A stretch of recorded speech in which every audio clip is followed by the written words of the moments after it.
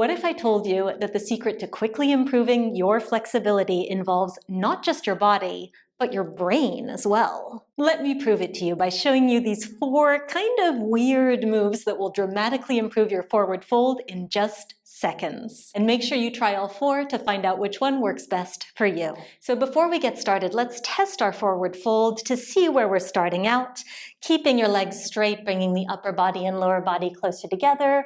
And don't force anything here. Just notice how far down your fingertips come. They might be in line with your shins or your ankles or just barely tickling the floor.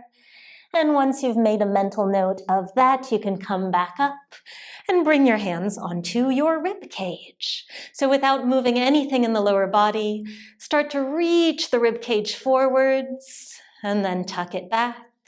So we're essentially arching through the rib cage area, through the thoracic spine, and then rounding it out. Just take this movement about 4 or 5 times at your own pace.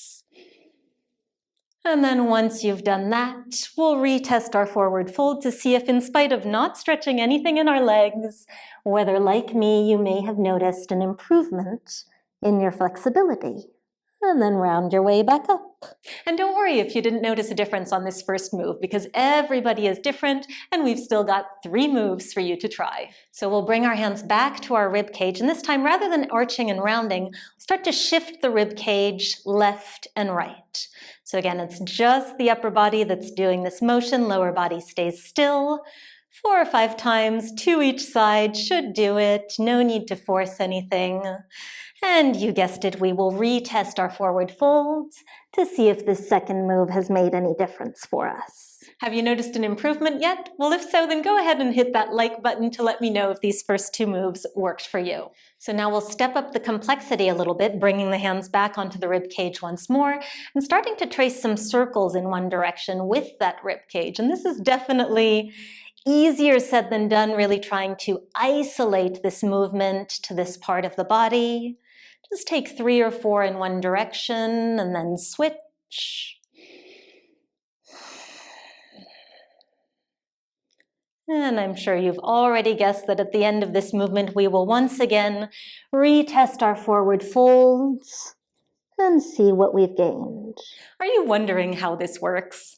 Well, basically, by adding in some variety to our movements, we are improving the mapping of our brain. And because our thoracic spine here is so complex because of all of the different little joints that attach to our ribs, when we move it, we are training our brain, we are lighting it up, we are energizing it. And importantly, we're making it feel less threatened when we begin to explore these new ranges of motion that the brain hasn't yet realized we can actually do. So there's one last move for us to try, and it's the most complex one of all. We're going to see if we can trace some figure 8s now with the rib cage. So bringing one side forwards and then back, and then the other side forwards and back.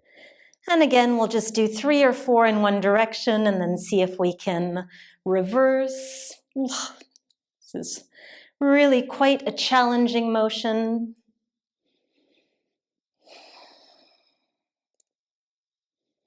Once you've done that, one last time, let's test that forward fold. See what this last move did for us. And then roll your way back up.